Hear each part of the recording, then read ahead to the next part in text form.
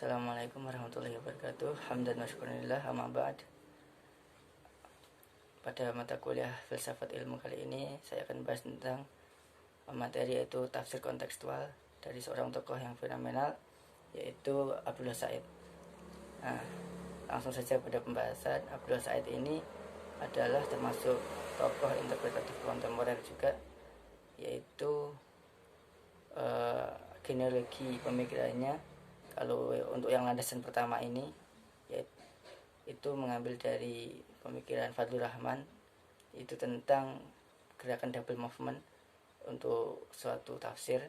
Nah, di sini yang pertama yaitu yang dipakai oleh Abdullah Said mengenai landasan interpretasinya, yaitu pemahaman tentang wahyu, di mana Abdullah Said ini menekankan sekali bagaimana kita memahami wahyu tidak hanya secara teks atau dari sisi psikologis dan juga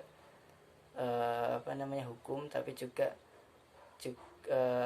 sosiohistorisnya, di mana kita memahami Al-Quran itu tidak hanya kita mengartikan atau secara gramatikalnya saja, tapi harus juga memahami bagaimana seluk-beluk ketika ayat-ayat itu diturunkan, dan juga bagaimana suasana pada zaman dahulu, kebudayaannya, politiknya, kondisi ekonominya, seperti itu. Itu ya yang dinamakan sosiokultural sebagai landasan awal pemikiran Abdullah Said ini. Untuk yang kedua ini karena adanya tradisi klasik, yaitu isyarat penafsiran berbasis konteks.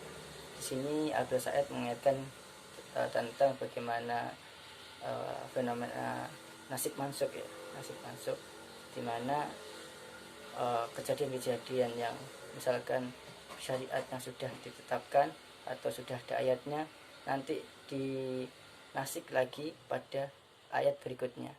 Yaitu di sini teman-teman bisa sedikit memahami bahwa Al-Quran sendiri bisa menasik ayat-ayat yang sudah mungkin ditetapkan sebelumnya untuk dijadikan suatu syariat yang mungkin bisa dibilang diperbarui, atau kalau dalam arti bahasanya kan itu bisa dibilang menggantikan, atau bisa dibilang menghilangkan, atau mungkin bisa dibilang memperbarui. Nah, dari situ Abdullah Said juga memiliki keyakinan bahwa suatu itu harus dikontekstualisasikan. Dan juga pada kejadian Umar ketika setelah perang, kalau zaman Nabi itu kan harta rampasannya itu kan, kawasannya itu kan dibagi-bagi kepada pasukannya. Nah, Umar ini beda. Pada saat itu Umar malah memberikannya kepada lawannya atau musuhnya yang sudah kalah dalam peperangan, dengan harapan agar terjadinya sesuatu yang lebih besar, yaitu perdamaian. Nah, di sini Umar juga mengambil keputusan yang kontroversial ya. Jadi bagaimana bertentangan dari sahabat-sahabat dulu, pasti zaman Nabi nggak begini, zaman Nabi itu harus dibagikan, tapi Umar mengambil satu maslahah yang lebih besar, bagaimana agar terjadinya perdamaian yang berkelangsungan. Nah, mungkin itu dua landasan yang dipakai oleh Abdullah Said. Untuk yang selanjutnya yaitu prinsip-prinsip interpretasi dari Abdullah Said. Nah, di sini Abdullah Said yang pertama, prinsip pertama adalah kompleksitas makna teks. Jadi satu teks atau satu kata itu tidak bisa diartikan hanya dalam satu sudut pandang. Misalkan ya, ini contohnya kalau dalam bahasa Jawa itu kita misalkan bilang sedikit itu dalam bahasa Jawanya saidik. Nah, kita baru bilang ke teman, misalkan ditanya, kamu tadi minum berapa banyak? Kita bilang saidik atau sedikit. Nah, itu nanti teman kita masih punya definisi yang berbeda tentang makna kata sedikit itu. Jika satu gelas sedikit menurut dia, belum tentu sedikit menurut saya. Nah, dalam hal itu maka dalam bahasa Jawa itu ada penekanan agar makna itu bisa lebih diterima oleh lawan bicara. Misalkan kalau kita minum, kamu ditanya tadi, kamu minum berapa, uh, berapa banyak. Lalu kita jawab sedikit sekali, atau kalau bahasanya saidi banget. Itu harus ada penekanan bahasa-bahasa seperti itu. Jadi nanti akan lebih tahu, oh berarti misalkan dalam satu gelas itu kalau dia bilang sedikit sekali, itu mungkin hanya sepertiga atau seperempat dari isi gelas tersebut. Nah, itu yang pertama. Prinsip yang kedua adalah objektivitas dan subjektivitas dalam memberikan makna teks. Di sini Abdul Said menekankan bahwa seorang penafsir harus memiliki atau aturan-aturan mengenai pemberian makna terhadap satu teks tersebut. Jadi tidak boleh sesuka hati dalam menafsirkan suatu ayat atau menginterpretasikan suatu ayat itu. Harus tahu mana batasan dan juga dari ayat tersebut, dan apa yang bisa dimasukkan atau dikaitkan dan yang tidak bisa dikaitkan. Prinsip yang ketiga itu ayat etiko-legal atau etika dan hukum sebagai diskursus, bukan hanya sebagai kajian gramatikal atau kajian teks saja, melainkan harus menjadi suatu bahan diskusi atau dialektika dalam membahas tentang ayat-ayat yang berkaitan dengan etiko-legal ini.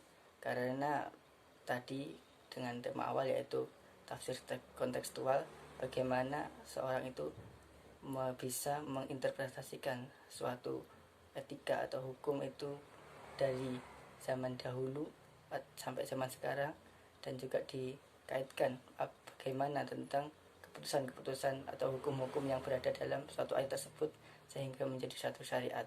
Nah, itu penerapannya dalam kehidupan sehari-hari kita pada zaman ini itu agar tidak memiliki banyak penolakan dan juga memiliki banyak kungkungan, atau mungkin kalau kita kalau berislam itu sangat ketat sekali, begini tidak boleh, begitu tidak boleh. Itu karena mungkin kurangnya pemahaman tentang menafsirkan ayat etiko legal ini dalam pemaknaan atau penafsirannya.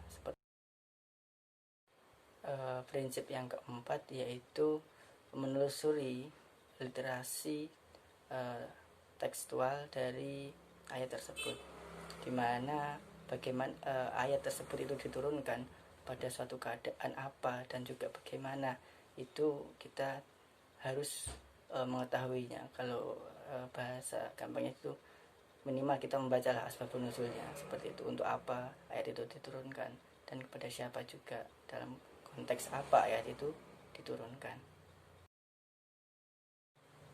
Untuk prinsip yang kelima yaitu memahami kondisi sosiohistoris dari ayat tersebut ya.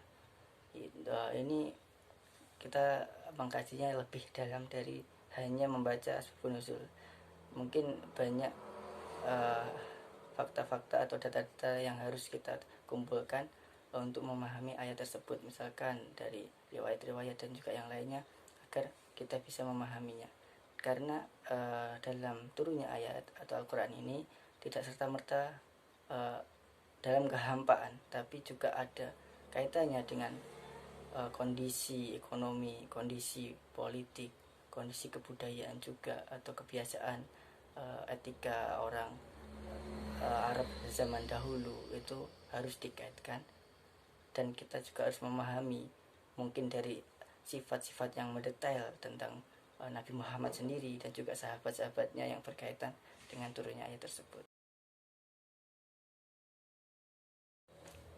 Selanjutnya yaitu model penafsiran Abdul Said. Seperti yang sebelumnya saya sampaikan bahwa pemikiran Abdul Said ini bergenealogi pada Fadzur Rahman. Maka dalam empat aspek yang dibawa oleh Abdul Said ini dibagi menjadi dua, yaitu gerak pertama. Kalau konsep dari Fadzur Rahman tadi kan double movement. Gerak pertama yaitu disampaikan pada aspek 1 dan juga nomor 2 dari Abdul Said, yaitu membahas tentang bagaimana mengkaji sosiohistoris pada zaman dahulu ketika ayat-ayat ini turun. Dan aspek ketiga dan juga keempat itu membahas tentang bagaimana seorang penafsir itu mampu menyeret hal-hal atau kejadian-kejadian pada masa lampau itu ke dalam kehidupan kita saat ini, atau membuat kontekstualisasi dari kedua kejadian tersebut, bagaimana itu menjadi evaluasi atau bahkan membangun atau mengkonstruksi sosiokultural pada zaman ini dalam penafsiran ayat Al-Quran itu sendiri. Seperti itu, mungkin itu yang dapat saya sampaikan. Mungkin kalau ada banyak kekurangan atau hal-hal yang belum saya sampaikan, bisa didiskusikan dalam forum yang nanti juga dibimbing oleh Ustadz Zaki dan juga bersama teman-teman semester 5 atau angkatan 2018. Terima kasih. Assalamualaikum warahmatullahi wabarakatuh.